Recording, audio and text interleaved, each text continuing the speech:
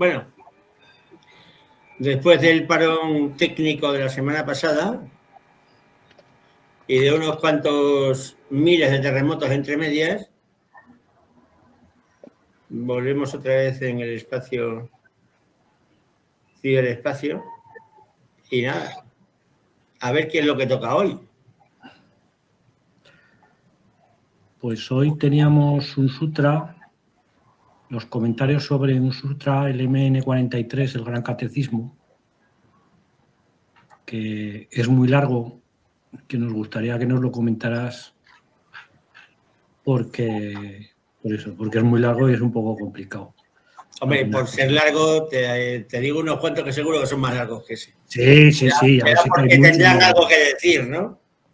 Sí, normalmente sí. Además es muy jugoso quiero decir, dice muchas cosas. Sí. ¿Vale? Yo creo que es uno de los más importantes que podemos encontrar. Porque dice mucho. Ya por eso le pusiste ese título del catecismo. Ah, no, sí. Es que... Porque explica todo muy bien. Ya no te acuerdas.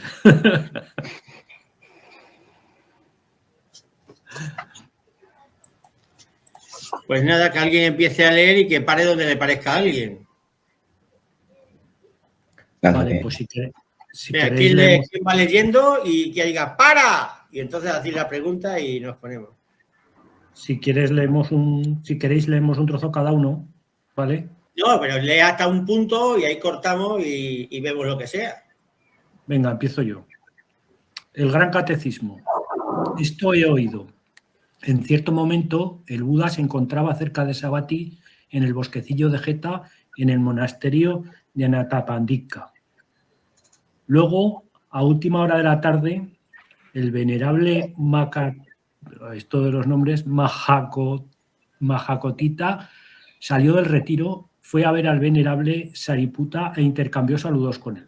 Cuando terminaron los saludos y la conversación cortés, se sentó a un lado y le dijo a Sariputta: Venerable, háblame de un tonto. ¿Cómo se define una persona tonta? Venerable, se llama tonto porque no entiende. ¿Y qué no entiende? No entiende. Esto es el sufrimiento, este es el origen del sufrimiento, este es el cese del sufrimiento, esta es la práctica que lleva al cese del sufrimiento. Se llama tonto porque no entiende. Vale. ¿Cuántos tontos conocéis? ¿Cuántos tontos? ¿No eres un araján? Pues todos los que no entienden. De la manera. O sea, está todo lleno de tontos, ¿de acuerdo? O sea, empezamos ya bien, ¿de acuerdo? Hagamos llamar tonto al 99,999% de la humanidad. No, y lo más interesante es que no entienden que están sufriendo. O sea... No, claro, es que es normal que sean unos tontos.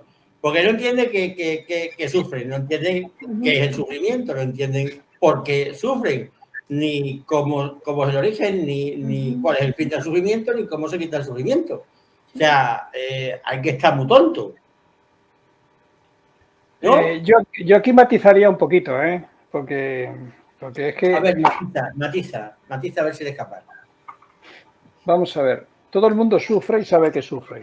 Y todo el mundo está jodido y sabe que está jodido. No sabe que sufre. Sí, todo el mundo se queja de algo. Eso para empezar. Y eso es algo que denota... Que se queje no significa nada. Bueno, no, pero déjame terminar. Yo creo que lo que hay que ver aquí es que el sufrimiento tiene unas profundidades que normalmente no se aprecian. Es decir, apreciamos cuando tenemos calamidades o problemas gordos y entonces decimos que sufrimos. Lo que no aprecia el tonto es que el sufrimiento está en cada cosita que hacemos, cada pequeña cosita. Y eso es verlo es lo que te empuja a salir de ello.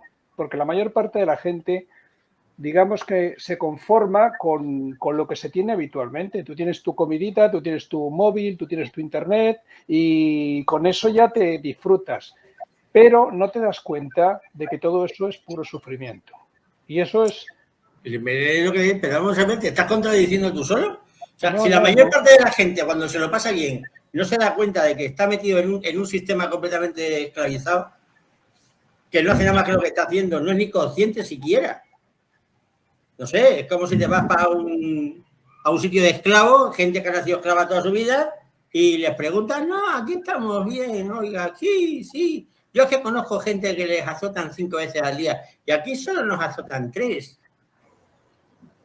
Claro. Es que hay niveles, claro, hay niveles de tontería. Hay niveles, oiga. Claro, y me dices, no, es que, dice, oiga, pero si no consiste en el número de veces que a ustedes les estén azotando al día, ¿por qué narices usted es esclavo? Ah, es que, ¿cómo? Es que yo soy esclavo. Ah, ¿no sabía usted que es esclavo? No, soy clase media. Ahora que lo dice, pues parece. Ah, pues sí. Ay, qué mal, ¿no? Oiga. Mejor, hablemos mejor de los latigazos, que nosotros tenemos menos latigazos que los otros. Porque a pesar de saber, ese a pesar señor de saber que son esclavos. No, es que lo primero es que no saben ni siquiera que son esclavos. Bueno, es que mira, por ejemplo, yo el viernes estaba platicando ahí en mi escuela con unas niñas y les hablaba acerca de cómo la felicidad es una droga, ¿no? Y cómo se están enganchadas a esa droga y cómo no les importa hacer nada por obtener esa droga. Y precisamente ellas decían eso, ¿no? Así de, ay, pues es una droga muy rica, ¿no? Y no importa lo que tengamos que hacer y lo que tenga que pasar para poder obtenerla. Entonces yo sí pienso que mucha gente en su ceguera está sumido en esa mierda y no le importa salirse de ahí, ¿no? O sea, le gusta revolcarse ahí. Y pero alguien que se revuelca en eso, que además no lo quiere ni ver, ¿eso qué es? Pues un tonto, ¿no? Sí, claro, por supuesto. Y grande. Dentro de la felicidad podríamos incluir el confort, la comodidad, las cosas que nos hacen la vida cotidiana. Es decir, todos estamos disfrutando de un montón de cosas que tiene la sociedad actualmente y esas cosas no queremos renunciar a ellas y eso también es felicidad, aunque no sea la emoción de felicidad. Pero es y que a eso es a lo que hay apego. La felicidad es sufrimiento, precisamente. Bien, entonces ya estamos matizando. Hay muchas más experiencias que hay en la vida que son sufrimiento y que no las tomamos como sufrimiento y por eso se es tonto. Pero sufrir, te puedo asegurar que cualquier persona que le preguntes va a decir sí, yo estoy sufriendo, cualquiera. Pero no se da cuenta. Pero es como una persona que está en una relación y dice, no, pues mi marido me trata mal, pero sufro, pero sin embargo, como así lo dicta la ley divina, yo tengo que mantenerme aquí por siempre, porque no puedo hacer nada en contra de eso. Y se va a quedar en su sufrimiento. Es porque no me quiere. Ajá. O porque me quiere muchísimo y por eso me pega y me enseña. Porque si no me quisiera, no me pegaría. O una de cal y otra de arena. Como hay un dicho en Venezuela que dice, se sufre, pero se goza. Claro, sí. Pero de lo que habla Juan, es un común donde la gente empieza a platicar que sufre y el otro tiene que decir que sufre más y que tiene cosas malas en su vida y no, yo tengo más cosas malas, pero eso es como que una maña para no ser molestado. Sí, es que cuando lo pasas bien, ¿sabes? Lo pasas mal es porque hace un rato no lo pasabas bien, pero te das cuenta que eso que tú dices, pasarlo bien, también es pasarlo mal. Todo coincide con lo que tú lo estés comparando.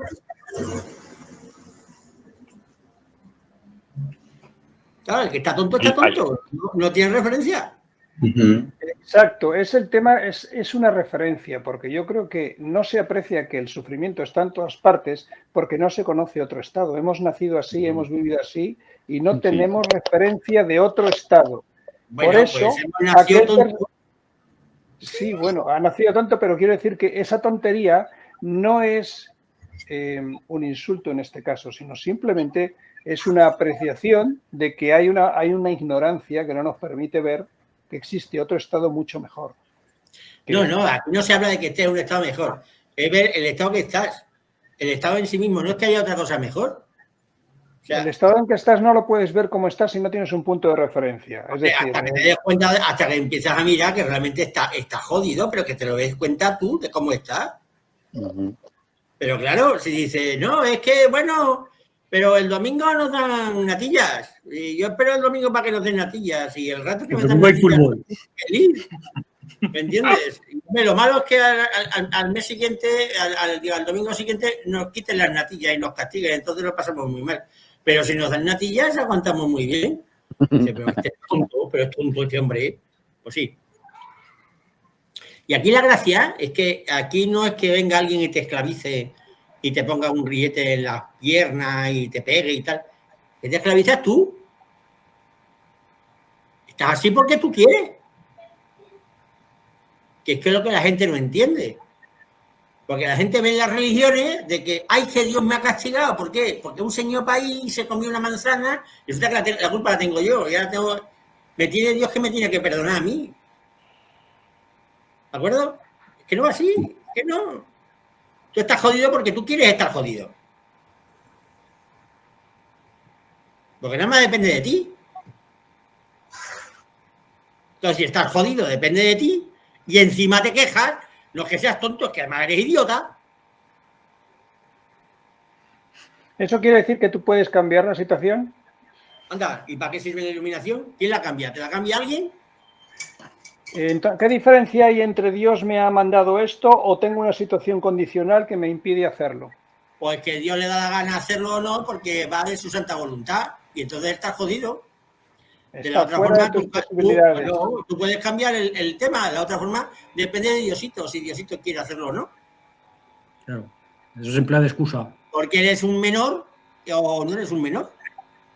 ¿Eres un incapacitado o no eres un incapacitado?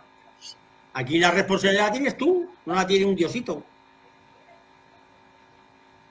Entonces, claro, si la responsabilidad es tuya y tú lo estás pasando mal, claro, pues eres tonto. Y si encima te quejas, pues eres idiota.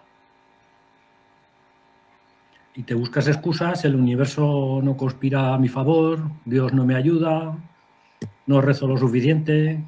Los horóscopos. Los horóscopos, sí, me da igual. Busca por donde quieras, toda clase de magia. La ley de atracción. Tan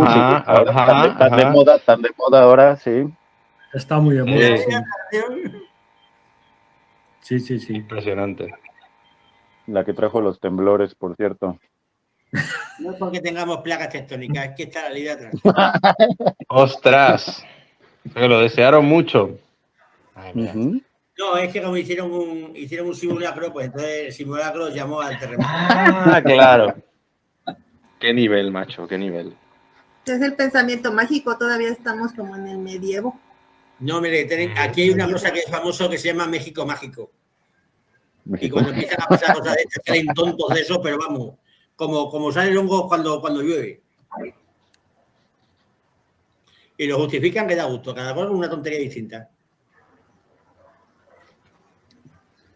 Bueno, voy a continuar. Con la primera frase que está buena, ¿no? Venga. Sí, voy a continuar y... Seguimos con el catecismo. Como la siguiente es lo contrario de la anterior, la voy a leer, pero pasamos a lo siguiente, si os parece. Bueno, no sé qué queréis decir algo, ¿vale? Hablan de una persona sabia. ¿Cómo se define una persona sabia? Se llama sabio porque entiende. ¿Y qué entiende? Entiende, esto es el sufrimiento, este es el origen del sufrimiento, este es el cese del sufrimiento, esta es la práctica que lleva al cese del sufrimiento. Se llama así porque entiende. Bueno, como es lo contrario de lo anterior... Es un entendedor. Un entendedor, sí. Un entendedor. De ese que con pocas palabras basta. Sí. Bueno, vamos a pasar a mayores. Efectivamente. Hablan de cognición. ¿Cómo se define la cognición? Se llama cognición porque conoce. ¿Y qué conoce? Conoce agradable, desagradable e indiferente. Se llama cognición porque conoce. Conocimiento y comprensión están esas cosas mezcladas o separadas y podemos diseccionarlas completamente para descubrir la diferencia entre ellas. Conocimiento y comprensión, estas cosas están mezcladas y no separadas. Y nunca puedes diseccionarlas completamente para descubrir la diferencia entre ellas, porque comprendes lo que conoces y conoces lo que comprendes. Esto es por lo que estas cosas están mezcladas y no separadas, y nunca puedes diseccionarlas completamente para describir la diferencia entre ellas. Bueno, aquí podemos ver algo que es muy interesante. Si nos vamos a los sistemas educativos, que te conoces las cosas, pero no las comprendes. Dices tú que las conoces, ¿no? Que las sabes de memoria, o son cosas que te han contado y las repites y las vuelves a decir. Y la gente entiende que una cosa es conocer las cosas y luego otra cosa es comprenderlas. Y de hecho, cuando estudian en su casa, las conocen y van a clase para que el profesor se las explique. Cuando resulta que si lo hacen en su casa, si no lo comprenden, no lo conocen. Es que esa sutil diferencia. ¿De acuerdo? No se conoce lo que no se comprende y no se comprende lo que no se conoce. Sí, lo único que puedes hacer es aprenderte la memoria y repetirlo como un loro, sin más. Eso no es conocerlo. Claro. Solamente repetirlo. Claro. Sí. Porque de esta forma no podemos decir que una grabadora sea una gran conocedora. Claro. Porque no comprende.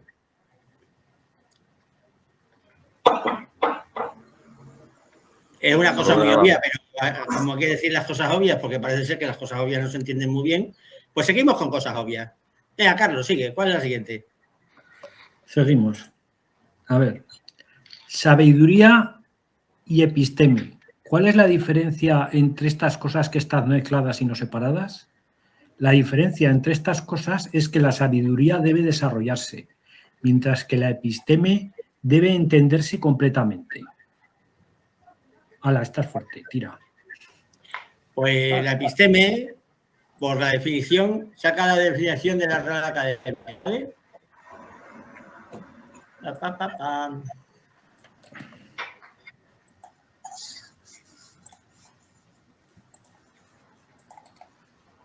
Episteme es conocimiento exacto. También conjunto de conocimientos que condicionan las formas de entender e interpretar el mundo según la época. Y también saber construido metodológica y racionalmente en oposición a opiniones que carecen de fundamento. Mientras que la sabiduría se va construyendo, la episteme es una cosa que es evidente. Si la tienes, la conoces y es lo que te da sentido a todo. Es como el marco de referencia. Es lo que es la evidencia. Lo que no ¿Llegas puede ser ahí? otra cosa. ¿Es una cosa a la que se llega? Claro. ¿A través de la sabiduría? Sí, la sabiduría apoya, pero al episteme se llega, independientemente. La sabiduría se desarrolla y al episteme se llega. Aquí tengo yo otra cosa.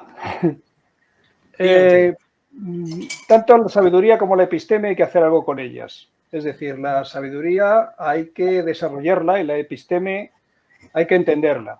Es decir, parece que tienes que elaborarlas de alguna manera. No. Entender, cuando tú entiendes algo, no vas elaborando nada. Porque las cosas se entienden o no se entienden. Es binario. La episteme la tienes que entender. Claro, es que la episteme o la entiende o no la entiende. Mientras que la sabiduría hay grado. La sabiduría tiene... O muy tonto o muy sabio. Pero hay todos los grados que tú quieras. Mientras que la episteme o la tiene o no la tiene. Sí. A mí eso me surgió una idea con respecto a la sabiduría y a la episteme, una especie de ejemplo que quería compartir. La sabiduría viene un poco a ser como el análisis de las cosas, el método analítico, es decir, a partir de una serie de cosas particulares vas sacando cosas más generales. Y la episteme viene a ser una visión de conjunto, una síntesis. Es como una especie en la que tú ves absolutamente todo. La episteme no es intuición, no. No intuición, síntesis. No, es que la visión de conjunto es lo que se llama intuición. La intuición es capaz de verlo todo de una vez, pero no es suficiente. La episteme es cuando todo lo entiendes. Y para la episteme se necesitan todos los conocimientos. Claro, por eso tienes que entenderla. Por eso dicen en este sutta que una vez que la episteme surge, tienes que entenderla. Por eso pienso que es cuando ves de repente la visión global de todas las cosas y entonces es cuando tienes que desarrollarla y entenderla y hacerla. Sí, pero que la episteme surge de una vez. No haga Claro. Claro, la episteme es ese relámpago, ese insight. No, verlo, decir, hombre, claro, si es así, pues claro, y te das cuenta que no puede ser de otra forma. Y el proceso de entenderlo sería el ponerlo en palabras, el poderlo explicar, el poderlo transmitir. Es ser capaz de verificar una evidencia. Y cuando una cosa es evidente, ¿qué vas a demostrar? Lo evidente no se demuestra.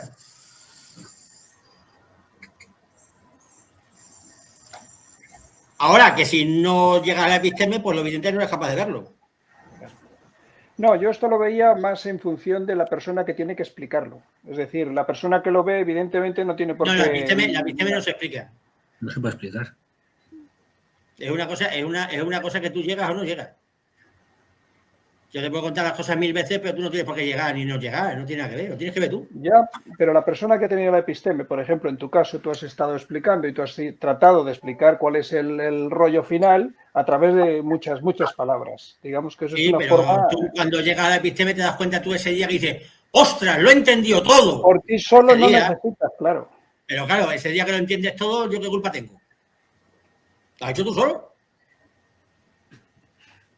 Claro. Claro. Además es que cuando lo explica no se entiende. Hasta que no lo ves no lo entiendes. Hasta que no lo ves no lo entiendes. Y luego ya cuando ves, claro. Pero mira, yo te lo contaba por un oído y te trae por otro te sale. Ya. Es que además, si te habrás dado cuenta qué pasa con todas las enseñanzas, hay muchas cosas que te las ha explicado Tomás 20 veces y las entiendes cuando las has hecho y dices, sí, me lo explicó. Claro que te lo explicó, pero ¿por qué no lo entendiste en ese momento? Pues porque no tenías tu momento para verlo. Entonces hay cosas que no se pueden explicar, las tienes que ver tú misma. Y en la enseñanza pasa en muchos pasos, que te cuentan las cosas y tú dices, sí, intentas hacerlas, pero luego no tiene nada que ver cuando verdaderamente las haces, cómo se hacen. Y eso generalmente también es como un conflicto porque luego mucha gente quiere eso, que se le explique, ¿no? Que se le cuente, que se le diga cómo es. Pero realmente pues solamente es experiencia, o sea, solo es experiencia, no puede ser de otra manera. Hay que sentarse y hacerlo, no se puede explicar. No se puede explicar. Hay un problema, lo estaba diciendo antes, que es la cognición. La cognición es lo que conoce, ¿vale? Pero ¿vosotros sabéis cómo se conoce? Por la experiencia, ¿no? No sabemos cómo se... ¿El mecanismo de conocimiento?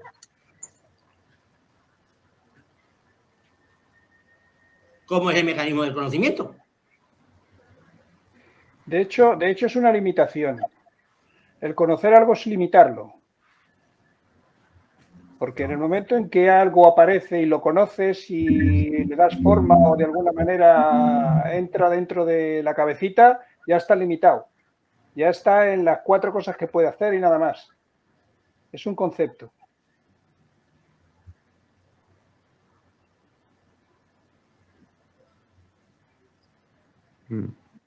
No, o sí, o quizá. Incluso la forma en que nosotros, o sea, lo que habíamos visto antes de conocimiento, que acabas de leer ahora mismo, el tema. Yo lo que voy es que conocer, a lo que yo te quiero decir es que la función de conocer no la controlamos. No. No sabemos cómo conocemos. Ni tampoco sabemos por qué vemos un árbol. O sea, eso es algo que se nos viene dado. ¿Por qué existe una naturaleza? ¿Por qué existe cualquier cosa? Por eso, si nosotros no sabemos cómo conocemos, ¿de acuerdo? ¿Cuál es el mecanismo de conocer? Entonces, yo no te puedo explicar a ti la episteme. Y yo conociera el sistema mediante el cual surge la episteme, te lo daría. Yo lo que tengo que hacer es provocar que se dé la episteme en ti. Pero yo no la puedo hacer, tiene que salir de ti. ¿De acuerdo? Pero para conocer hay que dejar de interpretar, ¿no? No, tú puedes conocer interpretando, no interpretando, puedes conocer de muchas formas. El problema es que tú cuando conoces no sabes cómo conoces. Igual que cuando ves, ¿tú puedes controlar cómo ve tu ojo o cómo oye tu oído? No. Pues igual tampoco sabes cómo conoce tu ojo, cómo conoce tu oído. ¿De acuerdo? Lo que sí se sabe, Tomás, es que las 2 personas pueden ver algo y lo ven diferente. La pregunta que te hago es, La episteme que puede tener Carlos de algo, y si yo tengo una similar, ¿sería la misma? Es la misma. ¿Entenderíamos lo mismo? No, es la misma, sí. ¿Existe una realidad absoluta Sí, o existe una verdad absoluta? La episteme, si es real, es la misma en todos. Mientras que la visión de un árbol es de cada uno es distinta. Exacto. Pero eso quiere decir que hay algo que detrás, o un arquetipo, o un... Yo no lo sé. No, hay una cosa que se llama verdad. Verdad. Entonces, y hay una la verdad verdad se llega mediante la episteme.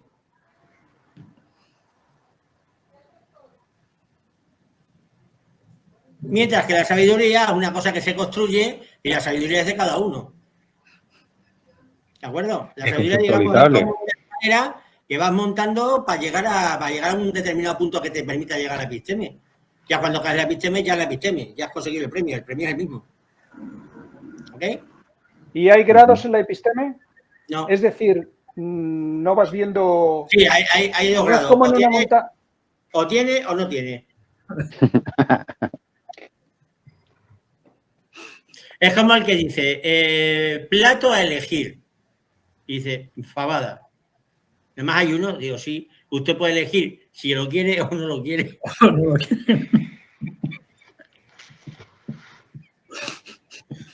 Primer plato a elegir, fabada. Pues, ¿cómo que plato a elegir? Si lo quiere o no lo quiere. No hay medio plato, no hay medio plato de fabada. No hay medio plato, ni cuarto de plato, ni me lo pone más agua o no. ¿Eso quiere decir que cuando surge la episteme lo sabes todo, lo entiendes todo? Absolutamente todo, toda la verdad. Sobre un determinado aspecto de algo. Entonces hay diferentes epistemes, diferentes aspectos. Yo no te digo que sea una sola episteme, te digo que la episteme es la verdad. Sí, me acabas de decir que es una solo. No, una para todo, de un tema determinado. Pues a eso me refería, que la episteme cuando surge puede ser la episteme acerca del samsara, puede ser la episteme acerca de claro, otra cosa. Será la misma cosa para todos los que tengan la episteme sobre ellos. Correcto, pero la episteme se va dando por parcelas. No, la episteme es lo que ve las cosas. ¿Qué cosa? Pues esa cosa, con episteme. Esa cosa en concreto. Concreto. No son todas las cosas del mundo mundial, lo visto, lo no visto y los universos paralelos también. Pues no. Vale. Seguimos con cosas raras. Fijaos, hemos empezado. ¿Ya queda un poco del suta o acabamos de empezar? No queda ni nada, madre mía. Y vamos por la primera hoja. Que de este sutra no queda ni nada. Para bastante. No queda o sea que. Pues va a salir. Dale, que es para rato. Va a ser como un mes. Sí. Pues venga. Dice. Sí, que hay chicha para rato. Sigue. Venga, que sigo. Hablan de algo llamado reacción emocional. ¿Cómo se define la reacción emocional? Se llama reacción emocional porque es una reacción. ¿Y qué es una reacción? La reacción es agradable, desagradable o indiferente. Se llama reacción emocional porque es una reacción. ¿Sabéis lo que es una reacción? Reaccionar, venga. ¿Qué es una reacción? A ver. Lo contrario a una acción, ¿no? Claro. Lo que Una surge una respuesta. es una respuesta a algo. ¿Y qué respuestas hay? Las emociones, ¿qué emociones hay? Básicamente. Pues que te gusta, que no te gusta, que te da igual. Uh-huh. ¿Vale? Sí, no hay más. Sí. A mí me gusta mucho porque tiene que ver con esto, con los famosos equilibrios, ¿os acordáis? El equilibrio estable, inestable e indiferente. Y además funciona igual. ¿De qué es eso? Hijo de física, señor músico. Y de letras. Perdone. Además de letras. Pues está bueno. Usted perdone. ¿No os acordáis de pequeñitos, a lo mejor que lo habéis visto, una especie de cono que terminaba con una cosa redondita así? Y el equilibrio estable es cuando estaba así, es decir, tú lo mueves un poco, no lo suficiente, y vuelve al sitio donde estaba. Eso sería lo agradable. Es decir, tú estás aquí y tienes algo que es agradable y tratas de agarrarte a ello y seguir donde estás, ¿ok? Sí. Luego lo desagradable es cuando el cono lo pones de pico. Es decir, lo tocas lo más mínimo y ¿dónde acaba? tumbado. Venga, vete a saber dónde. Cuando tienes algo desagradable, ¿qué haces? Huir a cualquier otra cosa distinta, lo que sea, pero que no sea eso.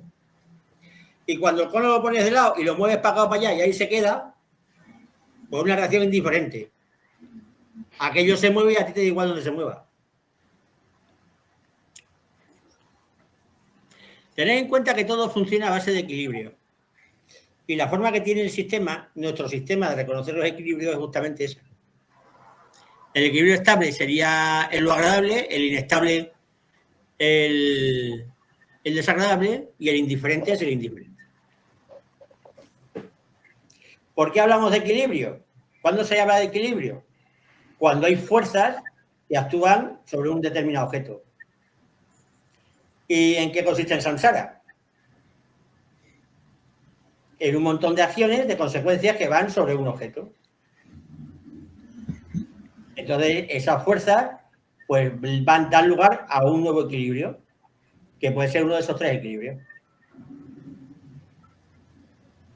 Uy, qué silencio habéis quedado todos, ¿eh? Eso me pasa por saber física de quinto de GB. No sabemos cómo reaccionar. ¿Cómo sois, de verdad? Qué vergüenza. Quinto de GB, ¿eh? Quinto de GB, ¿eh? Que sería primero de secundaria. No, quinto de primaria.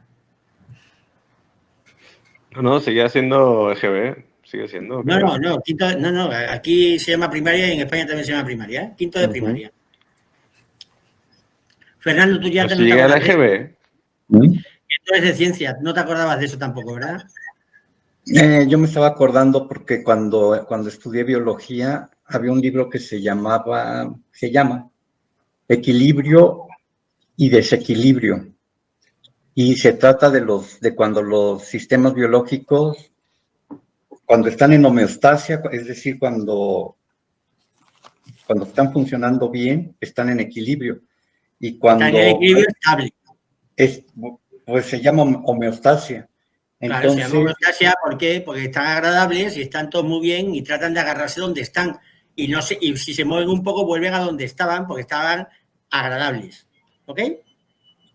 Pero fíjate, ese libro se llama Orden, Equilibrio y Desequilibrio. Entonces, hay orden cuando hay equilibrio y hay desorden cuando hay desequilibrio. Es decir, cuando hay homeostasia, cuando hay equilibrio, hay orden.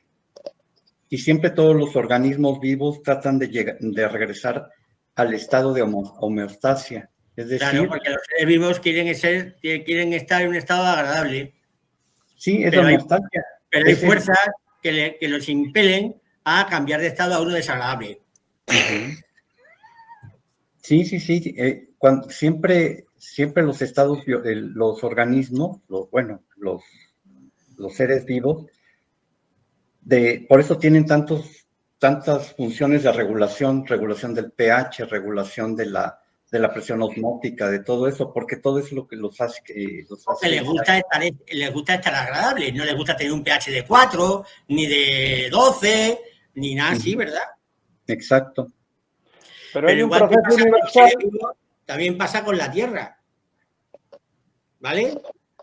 Puede estar dos placas bien a gusto, ¿eh? Y moverse un poquito y no pasa nada, y otra vez que viene una fuerza gorda y lo cambia todo y se va todo al carajo. Y entonces tenemos terremotos. Venga, Juan. Hay una fuerza universal también que se llama entropía y que hace que todo tienda a su mínimo nivel de energía y al máximo desorden. Y entonces los seres vivos estamos todo el rato reaccionando a fin de conservar un estado de homeostasis, de orden, y esa es toda la pelea. Nosotros queremos orden porque con orden estamos más o menos a gusto. A gusto, viene la entropía y lo estropea todo. Claro. Y nosotros volvemos a crear. Y viene la entropía y lo estropea todo. Y esa es la dinámica del samsara. ¡Paf! Y que sabemos que la entropía cada vez va más. Es decir, claro, las cosas siempre irán a peor. Van ganando los de la entropía. La entropía siempre gana. Es como el casino. Siempre gana. La casa siempre gana. ¿Vale? Entonces, en términos de energía, se requieren cantidades enormes de energía para mantener el estado de homeostasia. Es ¿Y decir, sabes para la no cantidad tener... de residuos que tienes que producir para conservar ese estado? Somos unos verdaderos consumidores de energía y productores de basura. Sí. Para mantener un estado pequeñito, lo que hay que montar es que no vea. Y ahora la pregunta, ¿vosotros creéis que eso es sostenible? No. No. Pues entonces no es bueno estar en el Samsara, ¿eh? Definitivamente. Es muy caro estar aquí, ¿eh? A lo mejor puede llegar un momento que no podamos pagarlo, ¿eh? Es mucho desgaste. Mucho. No, pero lo que es interesante hablando de este tema es que la energía que se necesita para todo esto no es más que información. Y si la información no es nueva, no produce ninguna energía. Bueno, que la información que no es nueva no es energía ni es información, es Ni nada. claro. ¿Y qué es lo que está produciendo la energía constantemente? La ignorancia. Claro. La ignorancia es lo que permite que la información fluya constantemente. O sea que con todo esto, con todos los esfuerzos que estamos haciendo por poner orden en este universo, estamos creando una mayor debacle. Sí, cuanto más avanzamos, el agujero de ignorancia se va haciendo más gordo. Cuanto más esfuerzos hacemos por levantarnos, progresar e ir hacia no sé dónde, más cavamos nuestra tumba. Eso sí, esa ignorancia sí que creo yo que es fatal. Bueno, pues esa ignorancia la tiene la gente que no sabe qué es el sufrimiento, cuál es el origen del sufrimiento, cuál es el final del sufrimiento y cuál es el camino que lleva al final del sufrimiento. O sea, volvemos al principio. Venga, la última, porque estamos, no es porque sea... Pero para lo de los tontos no hay límite. Yo creo que lo deberíamos dejar aquí porque si no esto va a ser demasiado... Sí, vamos a dejarla aquí porque la siguiente es la percepción y también tendrá su historia. Es para no hacerlo demasiado largo y que la gente no se... Porque esto es para dejar los pies fríos y la cabeza caliente. Sí. Muy bien. Pues hala, pues hasta el domingo que viene. Muy bien. Venga, gracias. Nos vemos. Hasta luego. Nos vemos. Hasta luego.